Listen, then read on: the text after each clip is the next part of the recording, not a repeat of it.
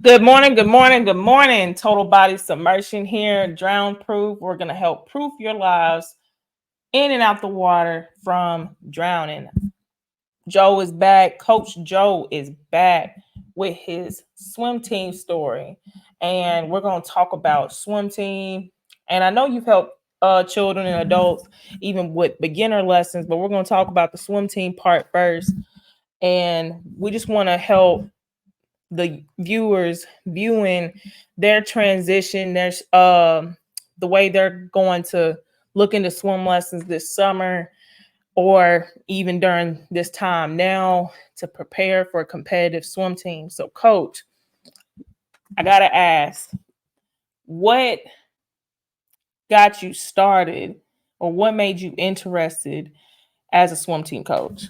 All right, I'm gonna first start out by saying this. I've never been actually on a swim team, and I know that's kind of hard to believe that a head coach can coach without being on a swim team.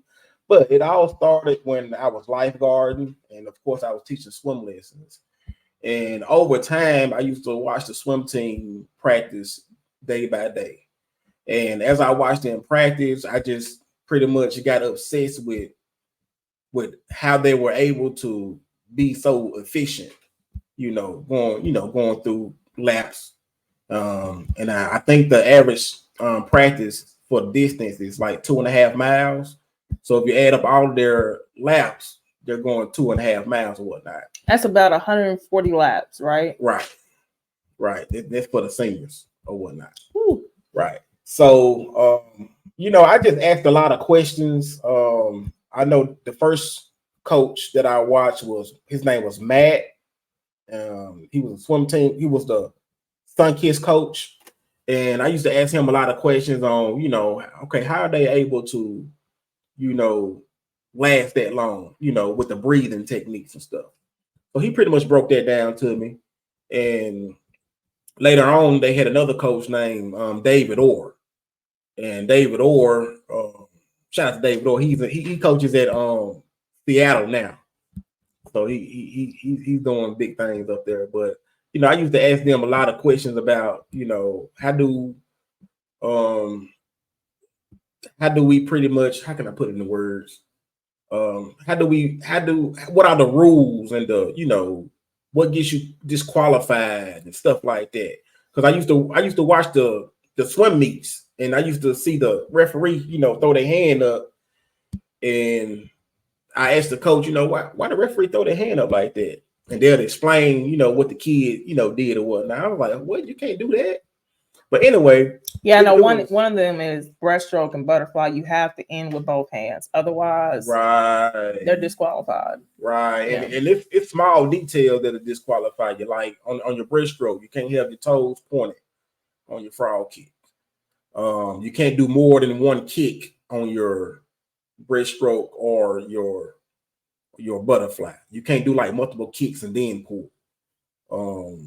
It's a lot so you have to do it correctly as you get older. Right. Like the younger you are, it seems like they'll let you pass with certain things. They'll start off letting you pass with it, but the younger kids get disqualified as well. That's how they learn. Learn. Yep, they disqualify you. They'll put the. So I did city league for 6 summers. Okay. So they're a little bit more. I know back then, not as strict. Right. So the select swim teams like Mako, Swim Kiss, USA Association, they're strict. Right, they're a lot more strict. They're gonna make sure you follow every rule detail for detail. So over years, I pretty much ask a lot of questions. Took my baby steps. That's another key to learning, taking those baby steps. And later on, I started helping out with Sun Kiss. I started off helping out with Sun Kiss swim team, and he had me teach a lot of the younger kids and whatnot. So after that, I pretty much left the Y. For a while, it was a drought, between the Y and my other gig or whatnot. I just started working. I worked at home. Well, I currently work there now overnight, but I started working at Home Depot. Then I later on got a call from the head coach of the Peak swim team. 2018. Right, yeah, 2018. And he wanted me to help out with the younger kids or whatnot because they heard about me from the Sunkiss parents that transferred over to Pete. So that's pretty much how they discovered me. And I pretty much I worked with the younger kids. I got them a lot more advanced at a quicker pace or whatnot. And I would say about a few months later, the head coach had another opportunity where he ended up going to a bigger swim team. The only issue was he needed a head coach to take over for the peak swim team. So I didn't really. I was kind of nervous about it at first. We didn't. All the seniors, the juniors and the seniors, they went on to other teams, but the younger kids pretty much stayed. And I remember none of the kids was qualified for state, year after year. And one of the biggest, moments that let me know that I can really do this is when I actually got the kids, qualified to compete with the state level. I was really proud of that moment. That's awesome, man. Yeah. I want you to talk about this because you holding back, being humble right now. When you had the team, you had how many kids, and then how many kids that went down? I forgot the exact number. When I first had the team, a lot of kids left. Like a lot of kids left. It had got down to probably. And you gotta understand, like he was brand new. Right. It was like he had experience, but he was brand new as a head coach. I'd never been on the swim team before. And so some parents weren't very comfortable because they're like, hey, I really want my kid to go far. I don't know if you know what you're doing. Right. And I'm putting all my eggs in one basket with you. So, you have to understand the parents' reasoning and then him being brand new. And I didn't have, it wasn't no issue. I mean, I told him, hey, farewell, I wish him the best or whatnot. Yeah. But one thing about me, you got coaches and you got instructors. Me, I pretty much do both. I can, like, if you don't qualify for let me recap. Most coaches, they will give you a tryout.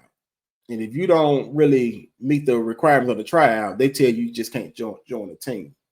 Well, me, on the other hand, I pretty much go ahead and teach them the basics as they go. Yeah, and I know with Sunkiss, you have to at least swim a lap. Right. Otherwise, they will have you at ground zero. Right. And then it's like they're really not going to progress you unless your child takes it seriously. Right.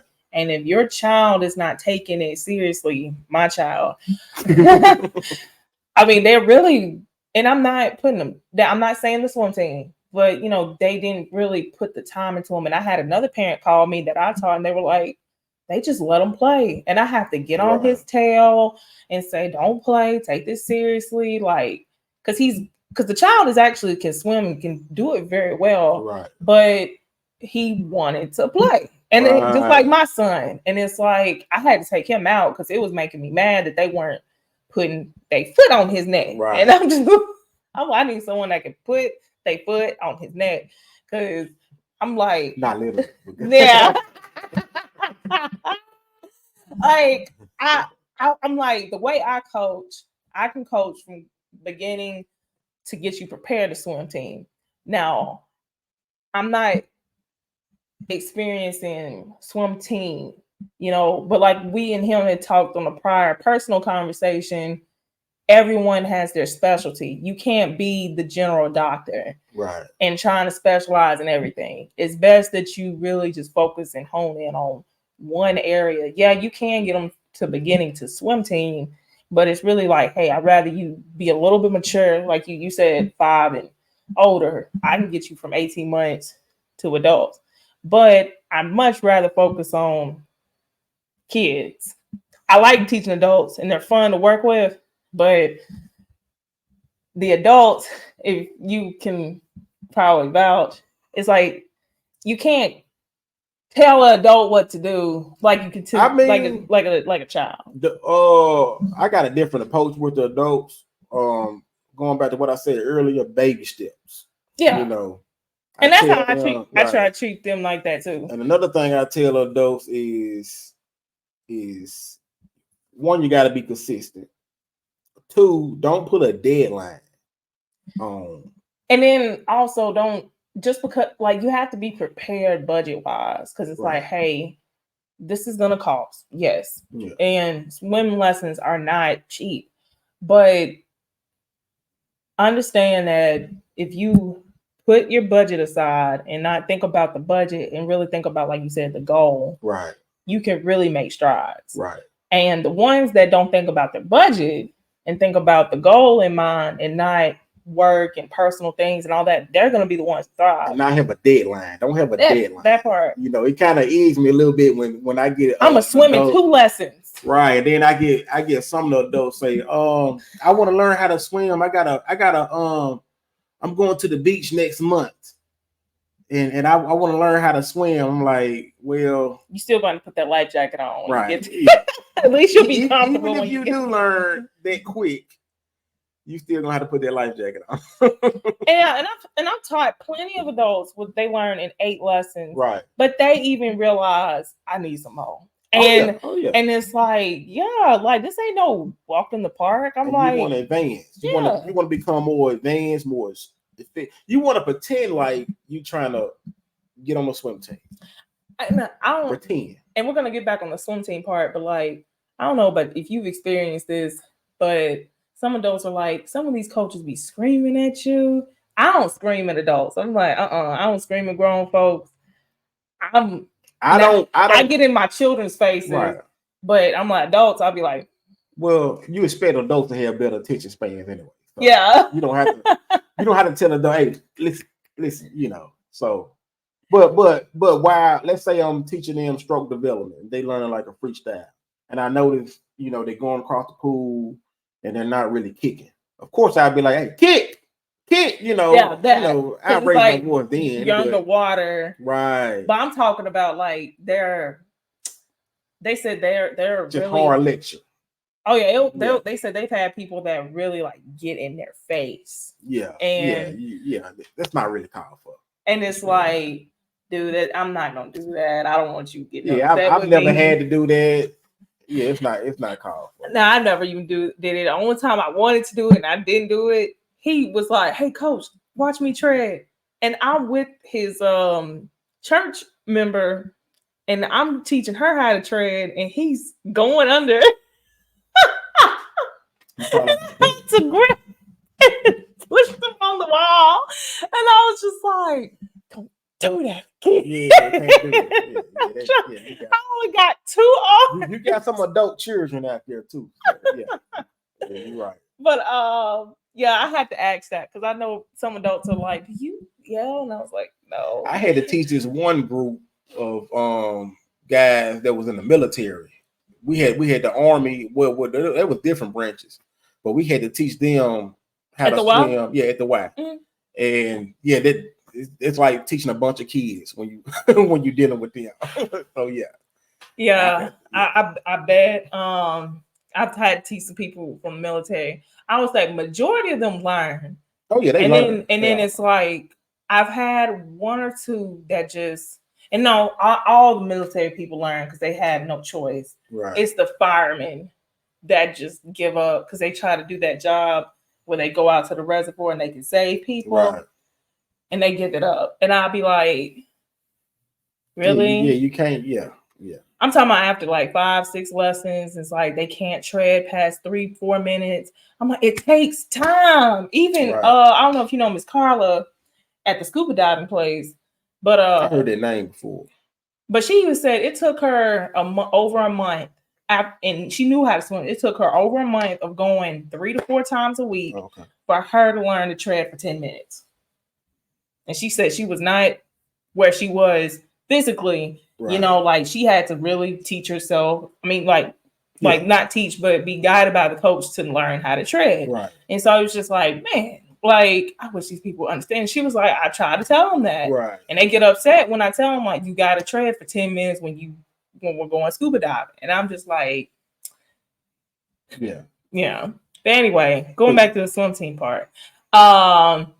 So you're coaching the team, and I think you said you went from like 60 kids to like 15 kids. Yeah, it was the number went way down because most of the kids went to they went to Sun Kids, they went to Mako's, they went to other, bigger swim teams and whatnot. Because they feel like, I mean, I understood. If I was in their shoes, I would do the same thing too. I'm not gonna. But in 6 months, guys, you went from 15 kids to 75. Yeah, I went back up to 75 kids, and a lot of parents.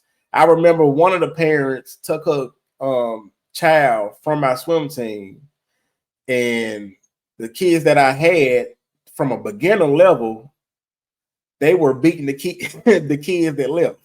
They were beating some of the kids that left. And so some of the kids that left ended up coming back. And I want you to understand how he coaches, because I've even watched him. He is very, very detailed. I'm detailed, but like he's like, I want you to take your time and learn to do this right. Right. So that way, if you do decide to compete, at least you got the skills. Because I remember getting somebody who went to this big time person, I ain't gonna say her name, in Madison. And then she came to me and she was like, my kid keeps kicking like this. And I said, because she allowed him to kick incorrectly. He was kicking like this.